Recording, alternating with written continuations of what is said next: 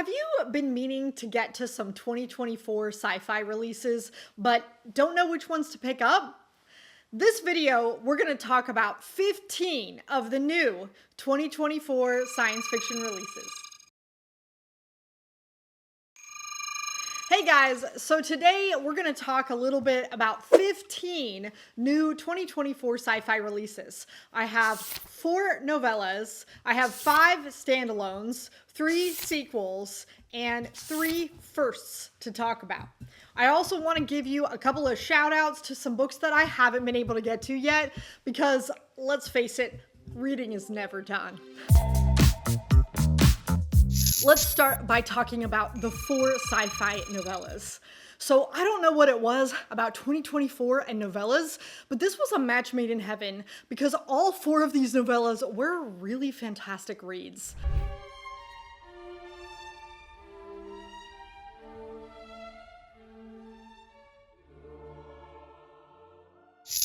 The first one is going to be Tusks of Extinction by Ray Naylor. This one is a really fantastic little snack of a novella.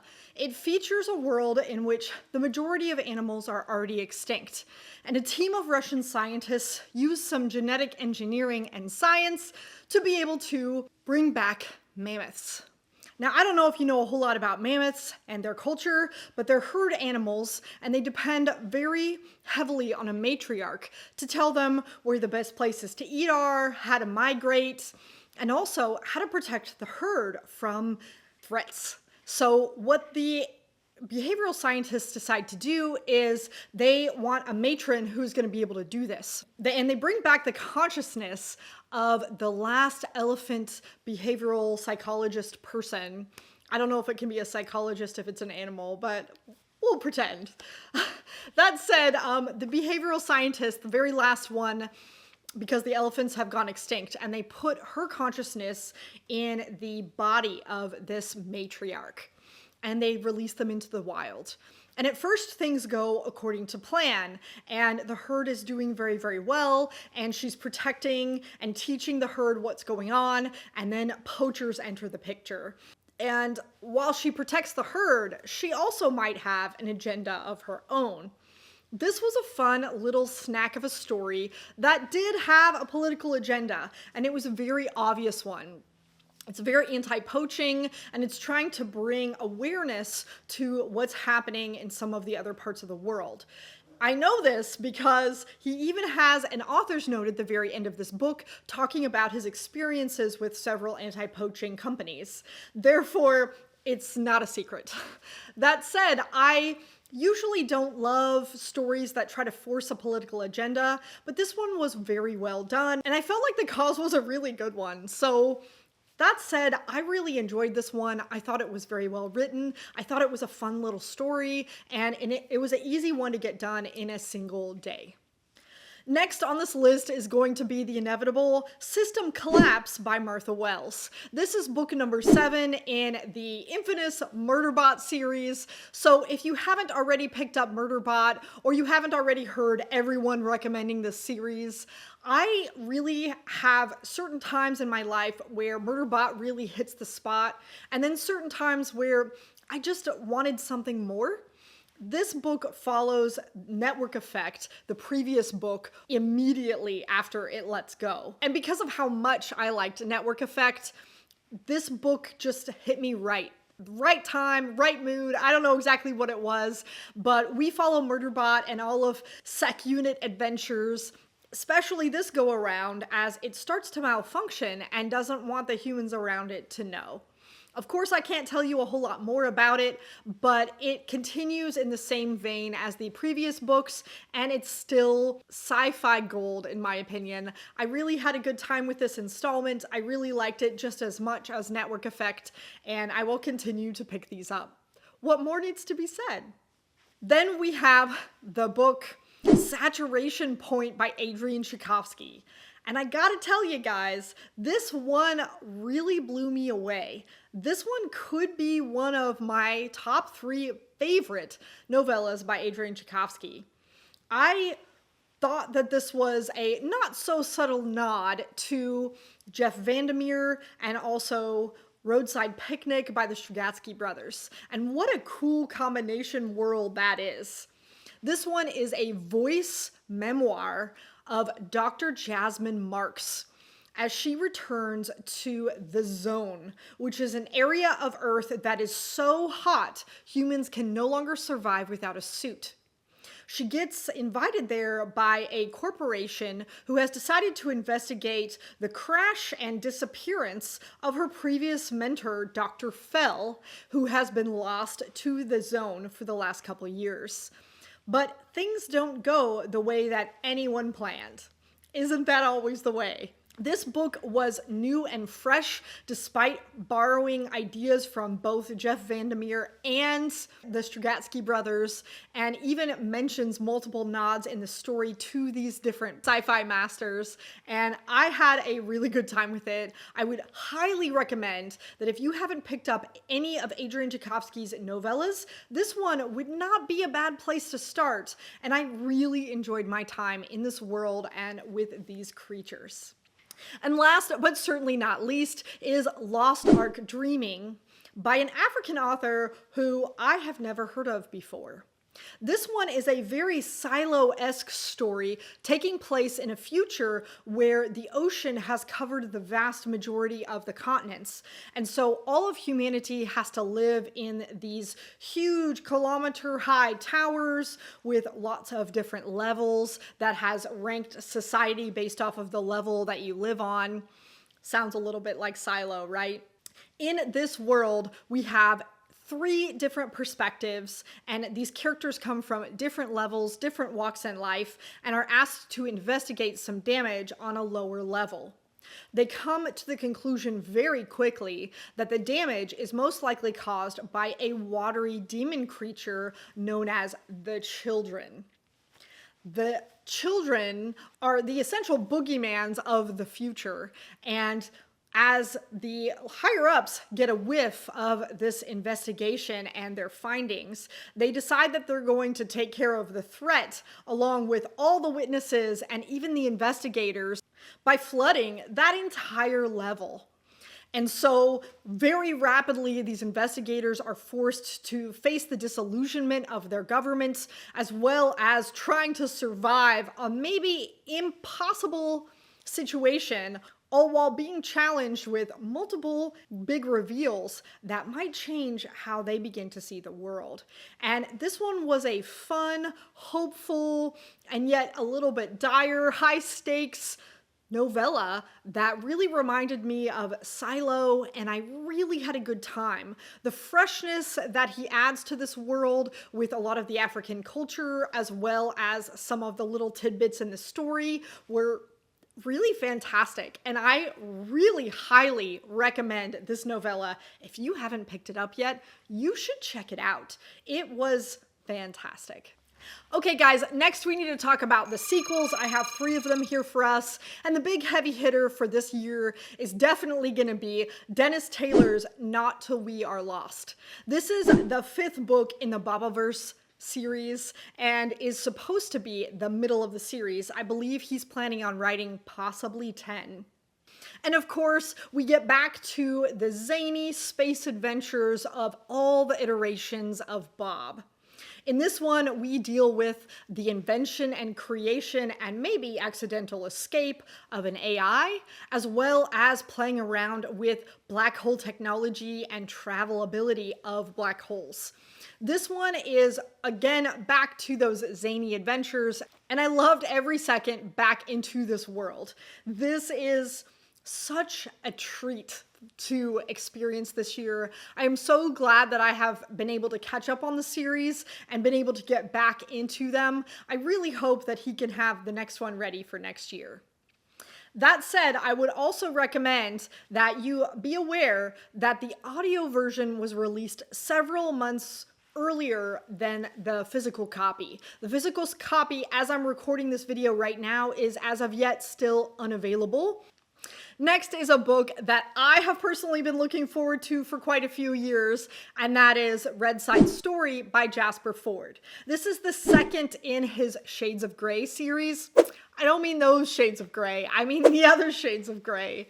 This was a fun, kind of unfortunately named series. I really loved this particular novel as it follows up with our favorite protagonist, Eddie Russet, his long-lost love, Jane Grey, and the girl he's supposed to marry, Violet de Mauve. This is all happening in a world called Chromatia, where every human is rated in society based off of how well they can see certain colors versus others. The humans of this world all live underground, which is also another interesting aspect of their dystopia, as these three teenagers end up encountering and discovering a truth that may change everybody's priorities on the whole spectrum. And of course, there are some lot more big reveals in this second novel than there are in the first one. While this does sound very concerningly like a YA dystopian, don't get worried. The first book maybe was a little bit more on that end of the spectrum. This book really starts to flesh it out. And it's important to know that Ford is very much a satirist at heart.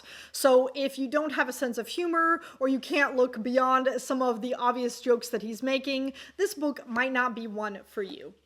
And last but not least, the final sequel for today is Those Beyond the Walls by Micaiah Johnson. This is the second book that follows Space Between Worlds.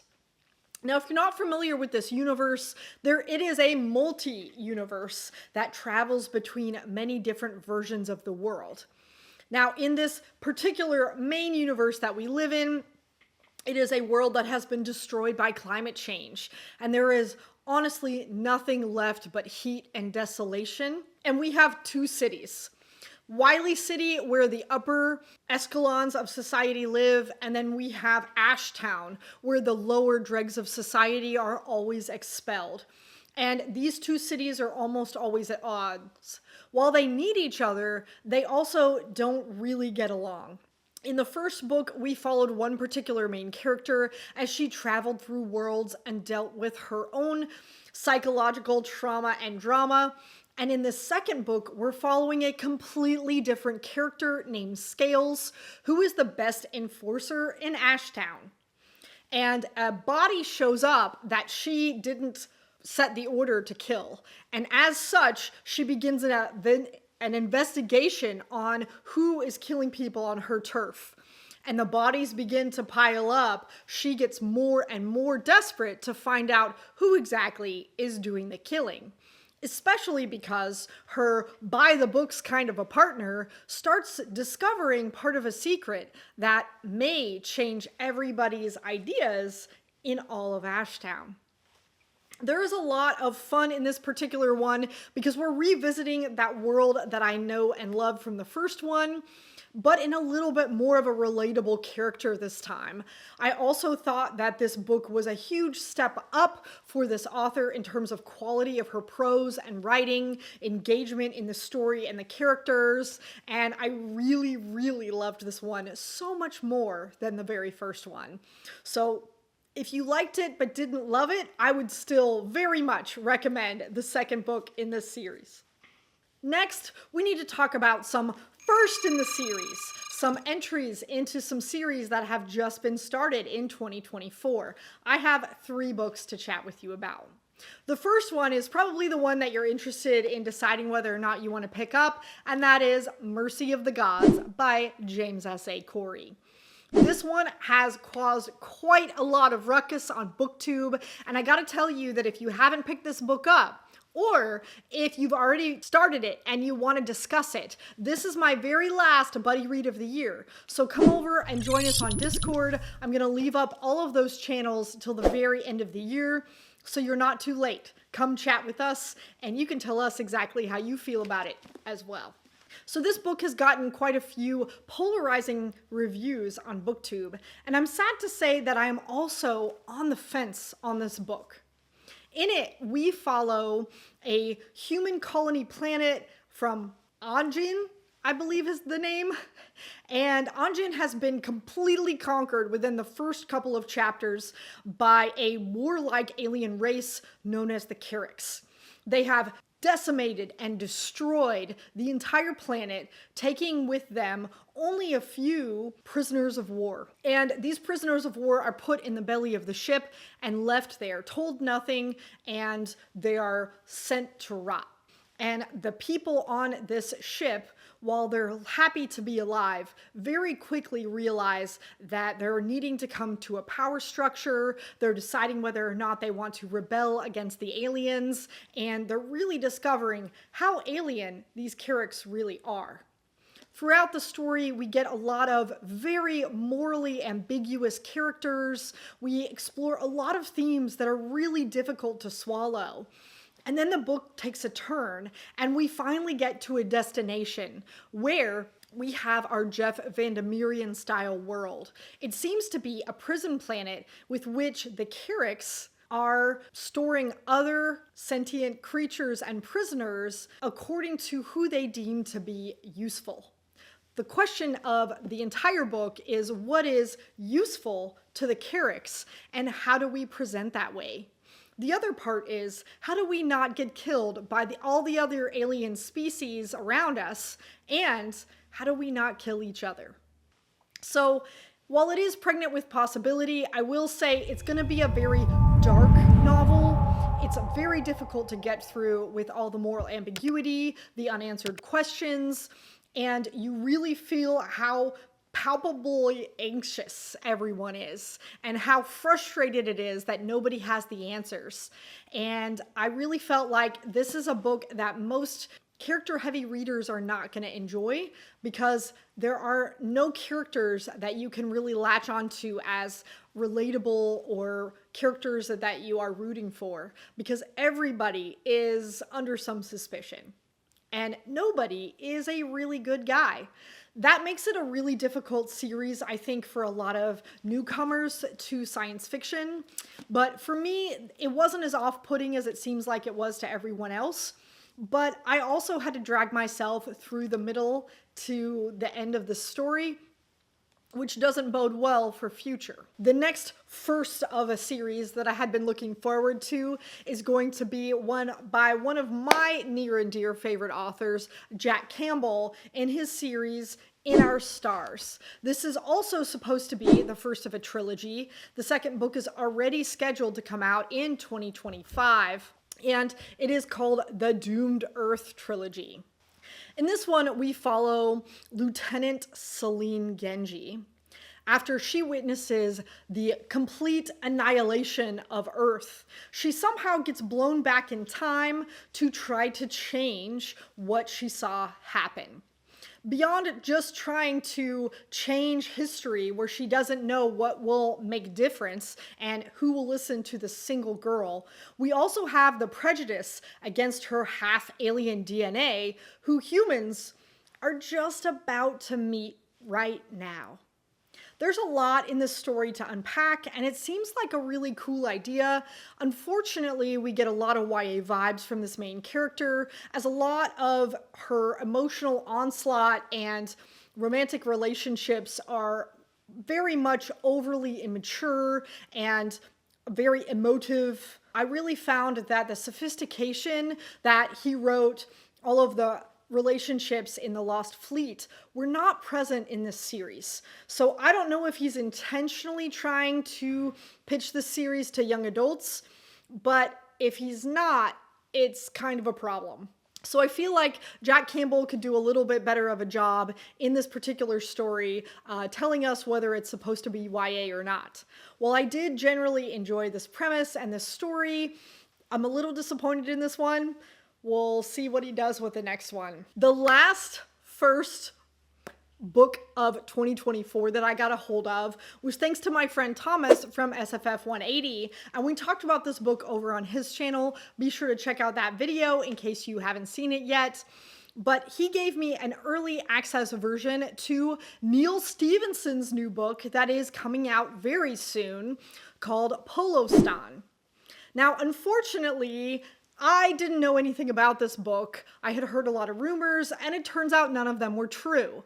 This is the first of a trilogy that is historical fiction only. No science, no space, just historical.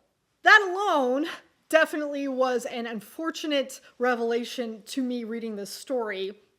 We follow a girl who goes by 3 names: Aurora, Dawn, and Katya. And based off of what her name is, we can determine where she is in her life story. She begins her story as Dawn, a girl of 2 Russian parents who are in the midst of the communist revolution in Russia, and they decide to go over to America in the middle of their divorce. And of course, we also have Aurora, who ends up going back over to Russia due to a variety of unforeseen circumstances, and again gets caught up in the communist revolution. And then we have the final version of this girl who goes by Katya, who gets fully embedded into the Communist Party. Now, there is a lot to be said here about this story, and sometimes I think Neal Stephenson could write anything and I would love it, and unfortunately, this story proved me wrong. Not only is the story not told linearly, but the girl ends up getting tortured, and she spends a huge amount of time discussing these little tiny particular details about a carnival in the 1970s that is just ridiculously unbelievable and detailed to the point of ad nauseum while she's being tortured. Doesn't really make sense. And at the end of the book, I still felt like I didn't care about this girl.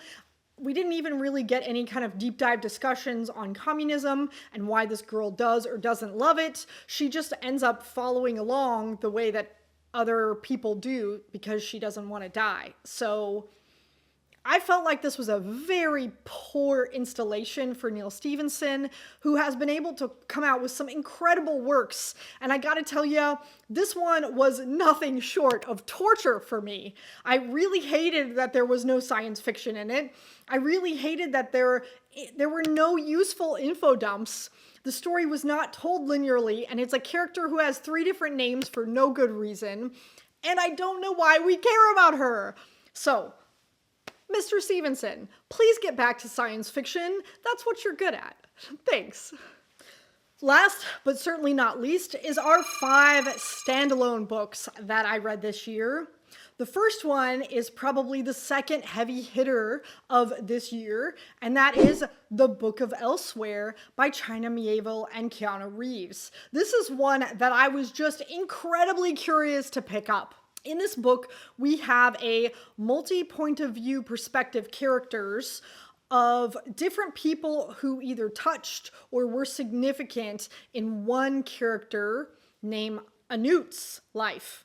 Anut is an immortal child of lightning warrior who is destined to be reborn, no matter how many times he tries to die. In this story, we follow Anut through all of the phases of his immortal life and his quest to find mortality. Unfortunately, this story I found to be not a great meshing of their 2 personalities. I'm sure it's mostly China's writing with Keanu's ideas, but it just didn't work for me. There were quite a lot of overly allegorical things that happened that I'm sure were really good ideas on paper. The exploration of immortality and what matters in life and what things would you really prioritize if you lived forever would be some really interesting discussions. But I just didn't love the way that the story just moved around, and the vast majority of the story was about Anut's weird rivalry with a pig. That's right, a pig, who is also stuck in this rebirth loop. And I didn't think that the climax was overly worth the journey. I also found that there were elements of this story that really dragged, that I didn't care about, and again, overly allegorical. So, unfortunately, the story did not work for me. I'm glad that they tried it. I'm glad that I picked it up, but I do feel like this is a story that you have to be in the right mood for, and it still may not quite work for you the way that you want it to. I do also feel like this story really leans very heavily towards fantasy, if anything at all. I'm not sure I would call this science fiction. So, FYI, For those of you out there who want to know about this book, I stand by that recommendation. Know what you're getting into first and make sure you're in the right mood. Next is going to be the book Stardust Grail by Yumi Kitse. This is a book that I picked up completely on a whim because I needed something a little bit more lighthearted to read in the middle of many series that I have going on. And I'm happy to say that it was exactly the palate cleanser I was looking for. It's pitched as Indiana Jones in space, which it doesn't quite accomplish. In this book, we follow the anthropologist graduate student, Maya Hashimoto, who is very much failing her thesis, and it might all be due to self-sabotage. So in this story, she is using her thesis and her studies to hide away from her previous identity as a notorious alien art thief with her very favorite partner in crime, who also happens to be an alien. But of course, old habits die hard, and she gets sucked into one last job. And of course, that job ends up being a lot more than she bargained for. This book was a fantastic character connection. I really had a good time with this one because of how real the characters were, and because this story evoked some emotion out of me, which I really appreciated. That said, it wasn't the deepest of stories, but it was a space adventure story that made characters that were entirely relatable. So if you're in for something that is just a fun space adventure that you don't need to have your mind blown by, this is a high recommend. Next, we have a new author, a debut called Womb City. This is another African author who I did not know anything about until I picked up this story. In this one, we follow Nila, an infertile African woman who's willing to do anything to have a child, including making a lot of very poor decisions in the future, including getting into an abusive relationship, then cheating on him, doing a bunch of drugs, committing a bunch of crimes, and maybe murder. This story is very much the vibes of Altered Carbon, where this woman is entered into a new body. This body committed some crimes and as such had to offer up the body to be given to someone else. However, when she takes the body, the crimes of that body follow the body rather than the consciousness who made those decisions. So she is constantly being punished in this story for a crime that the body committed, but she did not. That said, there was a lot of injustice, there was a lot of corruption, and there was a lot of selfishness and whining in this story that were really hard for me to take. Luckily, at about 70% of the novel, the entire tone and the entire plot of the novel shifted and twisted and became something a little bit more interesting, and I really enjoyed the last 30% of this book. I wish it had been the entire book. Unfortunately, I didn't think that the last 30% was worth the terrible decisions and the stereotypical life of this woman for the first 70% of the story. So I'm sad to say that this book is going to battle it out with Polostan to be two of my worst reads of the year. Did not have a great time, did not recommend. Unfortunately, these stories didn't work for me. But they might work for you, so you never know. Should consider picking it up if this is a story that really intrigues you. Next on the list are the two Adrian Tchaikovsky novels that came out this year. The first one is going to be Service Model. This one is his Murderbot-inspired style story, but Tchaikovsky's version. In Service Model, we follow a murderous butler robot who is known as Uncharles because he committed murder and killed his previous owner. He is now out in the world as someone other than Charles who is looking for a master to serve. However, the further out he goes, the more he understands that the majority of robots have ended human life on this planet as we know it. And he continues to go out and seek purpose and try to find the last of humanity to find a new master. What he doesn't seem to be able to compute is that his need to find a master with his programming to kill humans don't seem to mesh well. What's really interesting about this book is that Tchaikovsky uses a very tongue-in-cheek style to talk about the inefficiencies of algorithm thinking and the weaknesses of machine-type programming. There's a lot of really cool observations about humanity and machines in this novel that I think are really salient and perfect, and I felt like this book really worked for me because it is a robot that doesn't feel like a human. It doesn't necessarily have emotions, it just has programming, regardless of how frustrating or unrealistic that programming is. And it can be incredibly inefficient, as we see throughout the story. I really liked that robots had their own motivations for what they did, and they felt very different than humans in this novel. But it also made it really hard to relate to Uncharles in the novel because he wasn't quite human. And I think a lot of people experience some distance between the readers and the characters because of that. However, I thought it really worked for me, and I really had a good time seeing what Adrian Tchaikovsky could do with a Murderbot-style story. And last, but certainly not least, was Adrian Tchaikovsky's Alien Clay. Now, this book has had a lot of really interesting reviews, especially comparing it to his other book, Cage of Souls, and also I would probably compare it to Mercy of the Gods. I will say, however, that it is its own thing, so give it a chance. This book features the planet of Kiln, one of 9 total planets that interstellar humans have been able to discover. But Kiln is very special because it holds maybe the greatest discovery of all of humanity so far, and that is the ruins of an ancient alien civilization that proves that there is other intelligent life out there. Now, Earth has become a dictatorship and has decided to send political prisoners on a one-way mission to work in the labor camps of these planets to make it more habitable for humans. Enter in our main character, Professor Artan, who is a political prisoner, and he is sent to the planet of Kiln, where the guards very rapidly realize that he, with his biology knowledge and all of his studies, can study this alien ruin and give them a little bit more of an understanding of the world.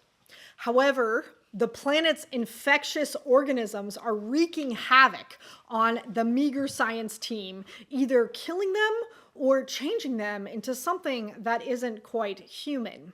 And unfortunately, Professor Artan has been exposed. So now he has to race against the clock to try to come up with some hard answers to these questions, just in time to maybe change his mind about what he needs to do with the rest of his time. This story is definitely a prison planet, and it is somewhat similar to the book that he wrote several years ago called Cage of Souls, but I can promise you the vibes of each of these stories are vastly different. What I can tell you is that the vibe of this story is very similar to Mercy of the Gods. And if Mercy of the Gods didn't quite do it for you, you may want to consider picking up Alien Clay.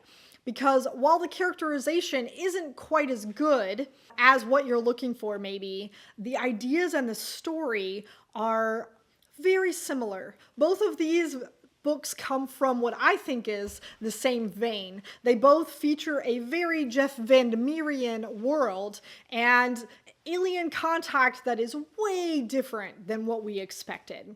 Both books are very dark though, so don't say I didn't warn you. Now, before we end this video, that does it for my entire 15 2024 sci-fi releases that I have gotten to so far, but it is worth saying that there are quite a few out there that I haven't gotten to, some of it because they haven't come out yet. Books like Usurpation by Sue Burke, which is number 3 in the Semiosis series, Relentless Legion by J.W. Dews, which is the 3rd book in the Lost Fleet series. We also have Dark Side by Michael Mamet, which is the 4th book in the Planet Side series.